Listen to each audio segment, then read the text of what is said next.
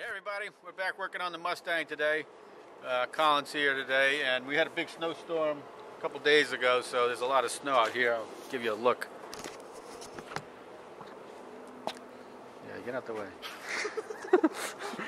Jeez, so there it is. We got the driveway all cleaned out. So now we're going to go inside and in the garage and do some work on the car. Alright, so what you're looking at here is the driver's side rear wheel. We have drum brakes on this car, so we're going to reinstall the new drum brake set for this back wheel. The first step is to insert the parking brake cable through the backing plate. And you can see it's got this little like collapsible arm fingers thing on it and a rubber grommet. So that goes through the backing plate. This is the driver's side, so it goes through the front hole. Obviously, you wouldn't try and wrap it around the back and bring it through the back. And then it comes through like that. Now I got to work that little fitting through the hole. You can see it's coming through. And now I'm going to get it through. Okay, it came through, and the little fingers popped out. So now it won't go back the other way. And there's a grommet back here. I'll fit that on later. Okay, so the next step is to take the parking brake cable. On the end of it, it has swaged onto it this cylindrical stop, and there's a spring. The whole thing is covered with a spring. And what you have to do is you have to push the spring back and then hook it onto this arm, this lever arm that's on the parking brake. Oh, I mean, it's on the secondary brake shoe.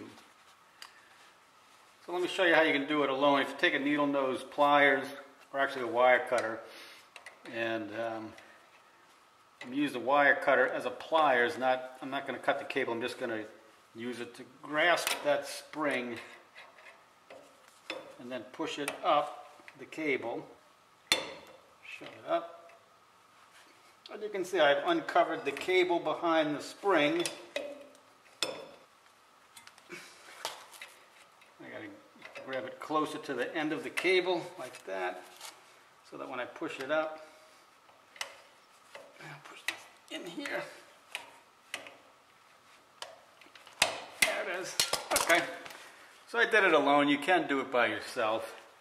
And now I can flip it around, tilt the lever down, and there she is. So the next thing that you need to do is you actually need to put a little bit of grease on the backing plate. You'll notice that there are 3 flat spots on the backing plate on both sides underneath both shoes. This one might not be as easy to see. And you're supposed to put a little bit of grease on those areas because that's where the shoe rubs against the backing plate.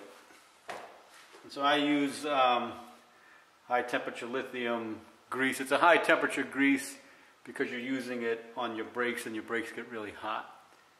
Alright, so the first thing we're going to do is we're going to attach the brake shoes to the backing plate. And the way that you do that is with these 2 parts. You get this, there's one that looks like a nail, looks like a really big roofing nail. You know, it has a head on it and sort of a flattened out end. And the other one is a spring that has these cups on the end of it.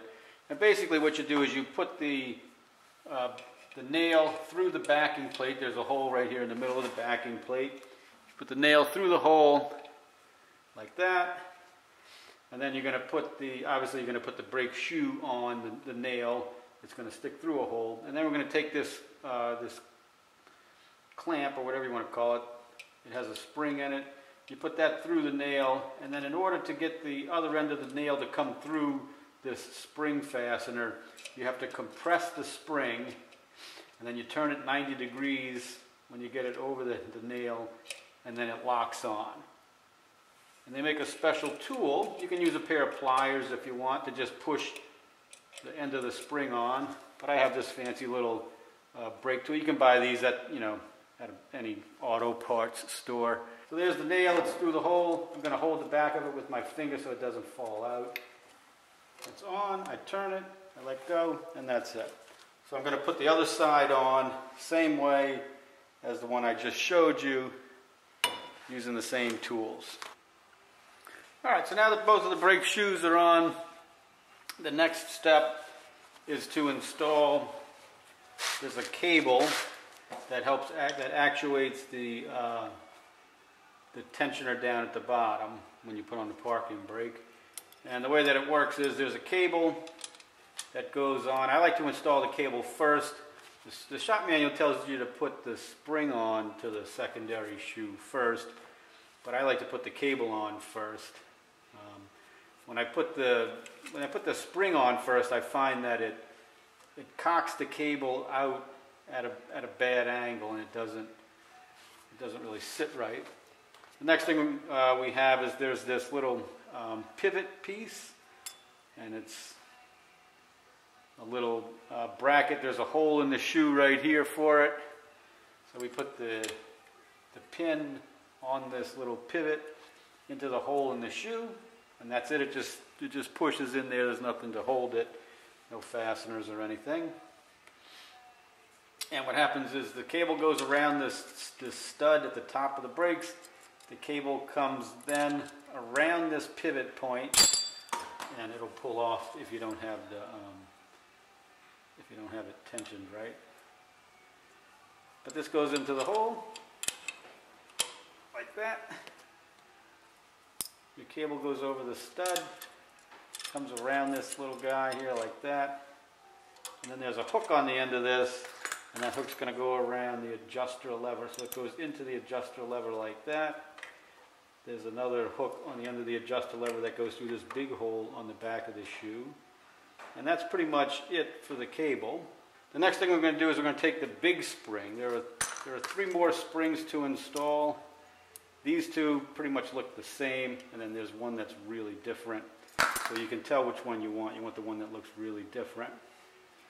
And the next thing we would do is install this onto the primary shoe, the front shoe, and hook it around this lever.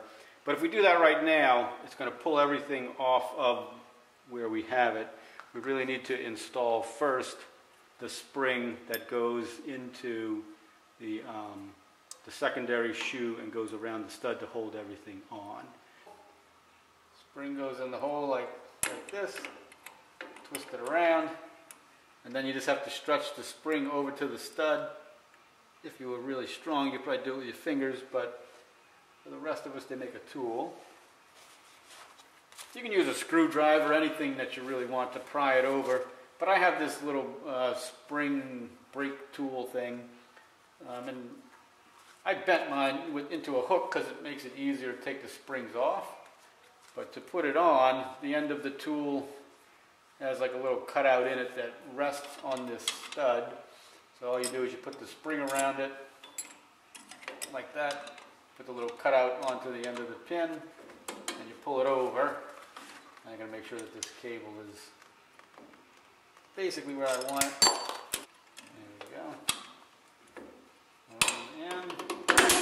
Got it with your fingers. Perfect. See, now this thing can still pivot around, which is what you want.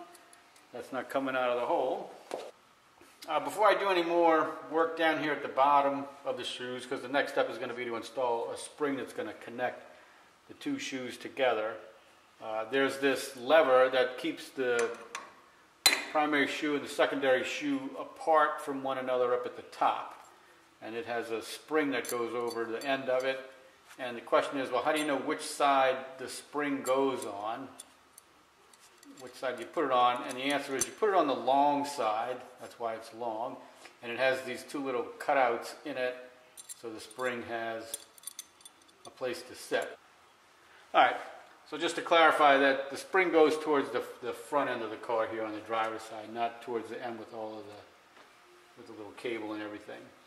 Okay, so now I'm going to put the adjuster in between the 2 shoes down at the bottom. And you know, the question that you'll have here is, well, which side of the brakes do I put the adjuster wheel? Does it go towards the front or towards the back? Well, the lever that operates it is towards the back, so it's got to go towards the back in order for to allow this lever to rotate it.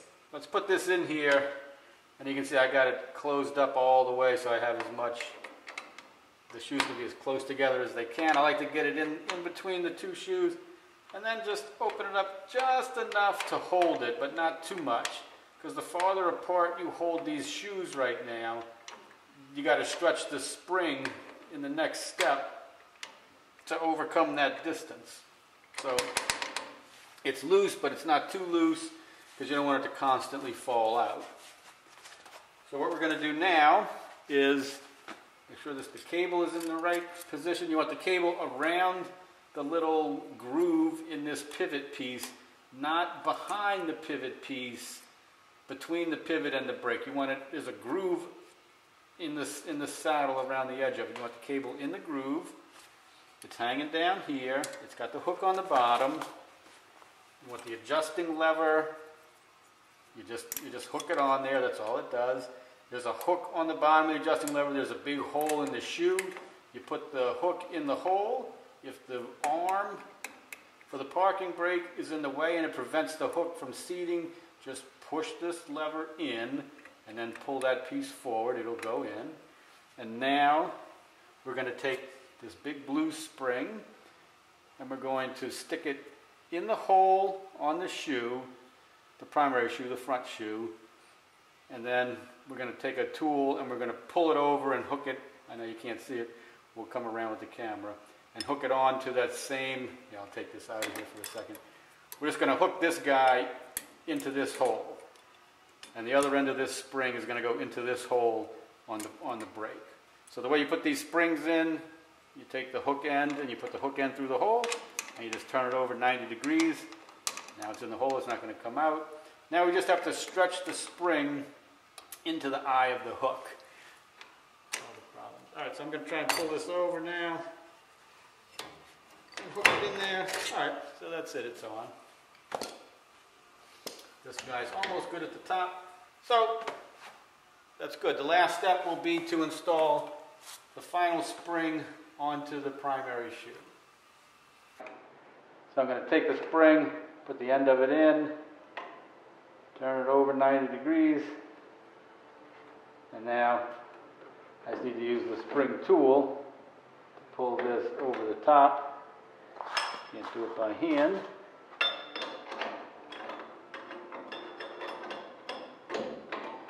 It works really nice. I'll just make sure that this sits against that top stud. Oops. And this other spring is in the way. See if I can pull this over. Okay, that's on. So there we are. And then the last thing that I like to do is just come down to the, I'll put the drum back on. Put this on, and then spin it. And then I'll take the drum off. That went on and off really easily. So I'll put a little bit of tension on using the adjuster, just so that when we start it up for the first time, you know, it's close. That still spins really easy, goes on and off. So you turn it a few more times, a few more clicks. When it's turned the way that you hear the clicks, you turn it the correct way. Crank it out a little bit. Let's try that. That's too much, because I can't get the drum on. So just like you would on a regular car, I'm going to lift the adjuster and then spin it the opposite way. Try one more time. Maybe too much. So just play with it till you get it where you want it, not too snug and not too loose. I think that might be it. So that's how you do the drum brakes on your classic Mustangs. I'll take this off for you and just give you a final parting look at it. We got our top springs on, our adjuster down at the bottom. The cable goes around the little guide, so everything's put together. It's not too hard to do, it just takes a little bit of time and patience. Sometimes the the things get a little misaligned and you have to wiggle everything back into position. If you get somebody to help you, it goes a lot easier because you really need 3 or 4 hands to do this easily. But don't be frustrated, you know, you can do it. So thanks for watching, keep coming back, and we'll be working on the Mustang.